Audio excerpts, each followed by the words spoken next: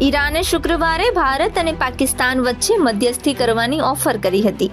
ઈરાનના વિદેશ મંત્રી સઈદ અબ્બાસ અરાગચીએ કહ્યું, આ મુશ્કેલ સમયમાં વધુ સારી સમજણ બનાવવા માટે તેહરાન, ઇસ્લામાબાદ અને નવી દિલ્હીમાં તેના કાર્યાલયોનો ઉપયોગ કરવા તૈયાર છે. હિમાચલ રાજભવન પરથી પાકિસ્તાનનો ધ્વજ હટાવી દેવામાં આવ્યો છે. ભારત પાક તણાવ પર ઈરાન મધ્યસ્થી માટે તૈયાર છે. જમ્મુ મેડિકલ કોલેજને ઇમરજન્સી માટે તૈયાર રહેવા સૂચના આપવામાં આવી છે. બીજી તરફ અમેરિકાએ પણ કહ્યું કે અમે ભારતની સાથે છીએ.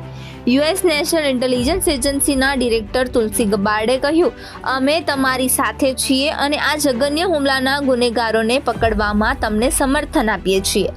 આજે પણ પહેલગામ હુમલાના વિરોધમાં દેશભરમાં વિરોધ પ્રદર્શનો થયા હતા. શુક્રવારે કોંગ્રેસે કોંગ્રેસ મુખ્યાલયથી કેન્ડલ માર્ચ કાઢી હતી.